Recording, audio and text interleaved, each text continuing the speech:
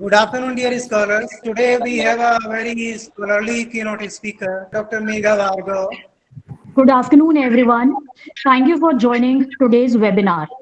I welcome our chief guest, Dr. Megha Bhargav, Deputy Commissioner of Income Tax, Ms. Neha Singh, Director of Academics and Innovation, Mr. Harshit Singh, Director of International Affairs, Ms. Garima Singh, Director at Lucknow Public Schools and Colleges, Dr. L.S. Awasthi, Dean Academics of Lucknow Public College of Professional Studies, Mr. Vijay Mishra, Media Head at Lucknow Public School and Colleges, Mr. Sanjay Pratap, Media Coordinator at Lucknow Public School and Colleges, and all the faculty members along with all the energetic students of LPCPS. Today's webinar is on how to sharpen employability skills. Employability skills are the transferable skills which are needed by an individual to make them employable. Today, along with subject matter expertise, employers are now looking for employability skills as essential traits in their potential employees. So, to help our students sharpen their employability skills, we have our today's chief guest as well as the speaker of the event, who is Dr. Megha Bhargav. Dr. Megha Bhargav is a doctor turned civil servant. She's an IRS officer currently posted as Deputy Commissioner Income Tax at Mumbai. She carries with herself a unique blend of experience of working in the bureaucracy as well as in close association with the Indian Armed Forces in her previous assignments with the ex-servicemen contributory health scheme and the Indian Defence E-State Service. Her passion for community service made her to be the driving force behind the organization Samarpan, which works in the areas of education, health, and livelihood in rural India and has served around 2.5 million meals during COVID 19. A follower of Vipassana meditation, Dr. Megha believes that success is peace of mind attained through self satisfaction in doing the best you are capable of and making an earnest effort to bring a change in someone's life. I would request Dr. L.S. Awasthi, Dean Academics of Lucknow Public College of Professional Studies, to welcome ma'am on behalf of whole LPCPS family. Thank you, Saloni Madam. Respected Dr. Megha Bhargav Ma'am, IRS and Deputy Commissioner Income Tax Mumbai. Respected Director Academics, Madam Neha Singh. Respected Director International Affairs, Mr. Harshit Singh. Director Ms. Garima Singh. All management officials. Dear Mishra Sir, Sanjay Sir, dear expert faculties and brilliant students. I, Dr. Lakshmi Shankar Awasthi, Dean of Lucknow Public College of Professional Studies, welcome you in our webinar on the topic How to Sharpen Employability Skills. Dr. Bhargava, we really appreciate your joining as a motivational keynote speaker webinar. We feel highly motivated today.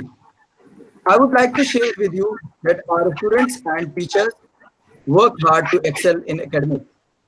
Our management is very much supportive in facilitating all necessary things.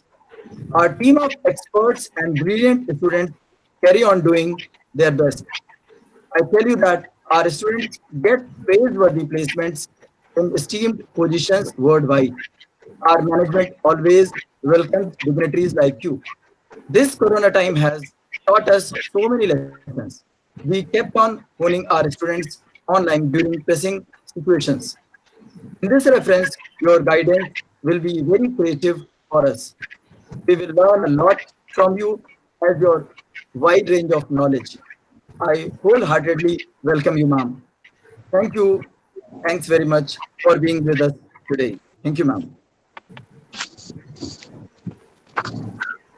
Now, I will request Dr. Megha Bhargav, Deputy Commissioner of Income Tax, to enlighten and motivate the students of LPCPS by answering some of their questions. I welcome you, ma'am. Thank you so much, Saloni. So before we actually start with the questions, I would like to thank the Dean, Dr. Awasthi Mishra ji, for having persuaded me throughout the week to join in, and finally we could get this slot today.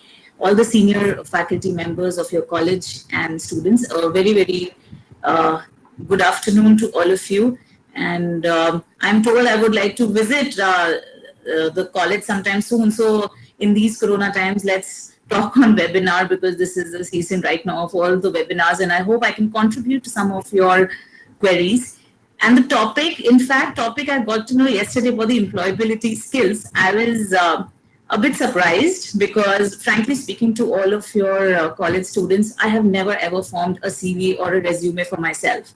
So I don't know how far I'm able to tell you about this, the so-called employment skills, which are the kind of textbook skills, if you must have read or you find on the internet, that these are the things which organizations look for. But definitely I carry with myself an experience of working with different kinds of organizations, as Saloni has mentioned. So I have been fortunate enough to have worked for the Indian Civil Services for almost 10 years now. And I was in close association with the Indian Armed Forces, so I know their way of functioning and what are the qualities, what they look for in the people who serve the Indian Armed Forces, as well as I'm now working in the development sector and the social impact sector in my NGO. So these are very different organizations, be it bureaucracy or the armed forces or the development sector, that is the NGO sector. But all of them, depending upon the profiles, what you have to deliver over there, those technical skills would be different. But overall, when you talk about employability skills per se, so now, apart from the academic or technical education, what we learn in schools and colleges, it is also very important, given the way we are progressing from a developing country and on the path to development. So what more needed is what you rightly call as the employability skills, and I would like to call it more as the interpersonal skills, or what we are now talking about are the soft skills. So as far as the academic skills go, I think all of you are very bright students, and LPCPS is doing its best to give you the academic education. I'm also told by Dr. Awasthi that they also groom each and every individual, and that is what I think is the need of the hour, because after a certain point of time, you realize, and more so with the current job profiles, what we are seeing now, and the way technology is progressing. In fact, it's estimated that the children today, 2/3 of the children today, when they become of an employable age, they won't be even pursuing those jobs, and those jobs don't exist right now, because we are in the age of artificial intelligence and machine learning. So apart from those technical skills which you have to hone up, and which your college would definitely be providing you, I think the basic of any organizational working are these soft skills, what you have to work upon. And this is not something what you learn in a day or two, it comes with experience. When I was out of college and I was on the verge of getting out of college and I was looking for a job, trust me, even I didn't have a job then. So for 2 years, I was thinking what to do, what not to do. But then these are the times. Right now, you are in a very nurtured environment in your college. Everybody is there to take care of you. Your parents are taking care of you. Your teachers are there.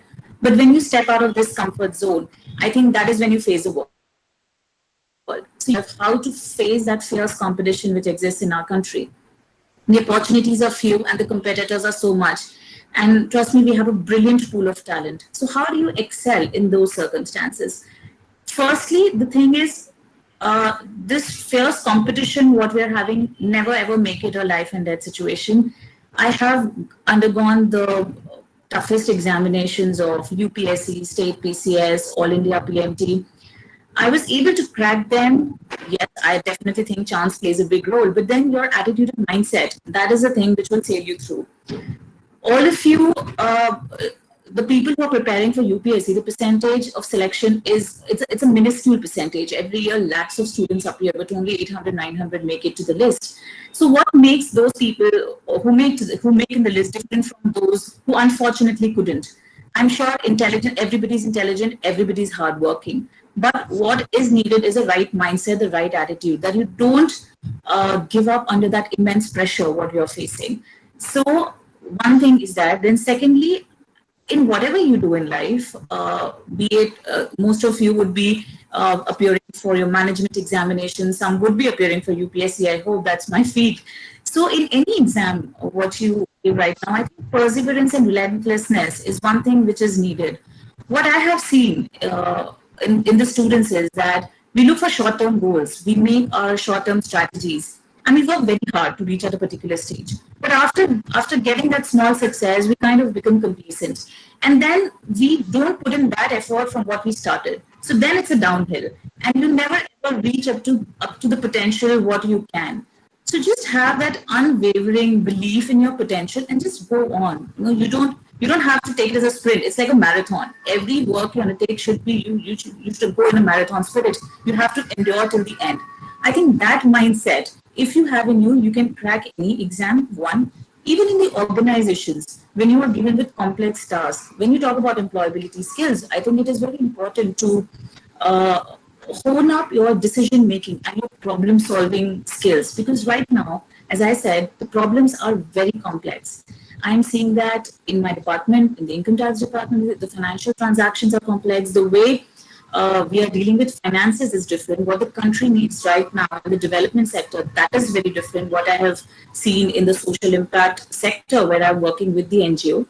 So what is needed is a kind of out of box thinking. Even I'm from a government setup, but we are innovating each and every day as to how to deliver ourselves in the most efficient manner. And that is what is expected from you in any organization where you join, be it the civil services, be it any private sector, be it armed forces, or be it any startup of yours. I think innovation is one key which will make you excel in whatever you do. And I think all Indians are famous for Jugaad, what we call, and Jugaad is nothing but innovation. So, in fact, I was just reading one day a very beautiful sentence that the early Romans, when they used to write numerals, they used to write long strings of alphabets in their counting system. It was just one Indian who invented the zero, and that created all the difference. And that came as a transformation in global mathematics. So that kind of a thinking, which existed in India years back, I think that is what is needed right now. And as I said, there was a brilliant pool of talent, and the current government dispensation is such that we are encouraging startups. There is a Startup India program. Then, if you see the recent Atmanirbhar Bharat, which is being declared by the Honorable Prime Minister, it is all going towards encouraging our young pool of talent to not go into that rat race of a very conventional system, but we have this very bright, young, dynamic workforce with us. I mean, imagine when the whole world is aging, we have a young population, around 65% of the Indian population is in the working age. So we have to work very smartly in a very calibrated manner, utilizing all our innovative managerial skills to reap the benefit of this demographic dividend. So we have the numbers with us. We have a lot of young people with us. But do we have the capability to make this demographic dividend a boon for us, and so that it doesn't turn into a demographic disaster?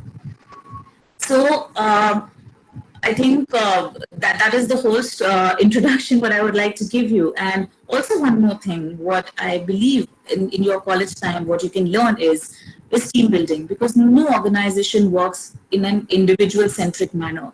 And the best time to learn this is in your college, the state where you are right now. I'm sure you must be having so many of your group activities, so many of team building exercises, because that is one thing which you have to align yourself with, because no organization can run on the basis of an effort.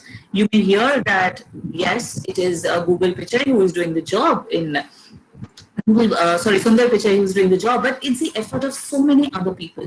So that team building, and how do you align your individual goals with that of the organization goals? That is one more thing, what people look for, apart from also the fact that you should always be forced to take those initiatives. For example, you have so many activities in your college. You may be good in one, bad in another, but then it doesn't matter. You have to see what you want in life. You have to have your metrics right. I think that is very important. Goal setting has to be important. And in fact, I would always like that all of you are such bright minds. Why don't you all start up your own innovative startups? And for that, you have to take the initiative. You have to take that risk, because I always believe that it's only the outliers and those who are not following the conventional path, they make the difference. For example, if I give you my example, I always like to talk about me because I was a doctor first, and then I turned into civil services when all of my batchmates were comfortably out of college, and they set up their own private practices, and they kind of got settled with their career that this is something what they want to pursue. Having said that, it's a very respectable medical profession, is a very, very respectable profession. We need doctors, especially the health indices of the country being really poor. But then at the same time, if you think that there is something much more to be explored in life, never settle for less in your life. You have an unlimited potential in yourself. So always go forward for that and give your 100% to whatever you do. And that will definitely give you that satisfaction of being in a good job or starting up a new business or just being in a place where you can impact so many people. So just continue doing your hard work. And I think employability skills, what we're talking about, these soft skills, they just come, you nurture them, your teachers nurture them in schools, and your parents nurture them in your families. It's up to you to take them into your organization wherever you join, hone them properly, work with people in a very positive environment, and that's what will keep you forward. Thank you, Dr. Awasthi and the entire team. It would be my pleasure to come to your college. And my exhortation to your students would be again to stay different and to keep taking risks in your life. Don't get stagnant with your small successes. You have a lot of potential in you. Please have belief in your potential and go ahead. You have lot to explore, and there is so much to achieve in life. And thank you so much. And also, in fact, if we were talking about internships, if any one of you would like to internship with our organization, please feel free to drop me a message for anything, not only for internship, for any kind of career guidance, or you feel stuck in something and you think that I can be of any help to you, you can drop in a message. I think my Facebook or Insta handle has been shared by Mishra somewhere. So please feel free to drop in a message, and I'm sure if you work for our organization, you will have a great deal of experience. We have been working in 3 fields, so feel free to join us, and I will also connect you to some other organizations if you think I have some bit of experience with me, and it will be great to connect with you all. Thank you. Thank you, ma'am.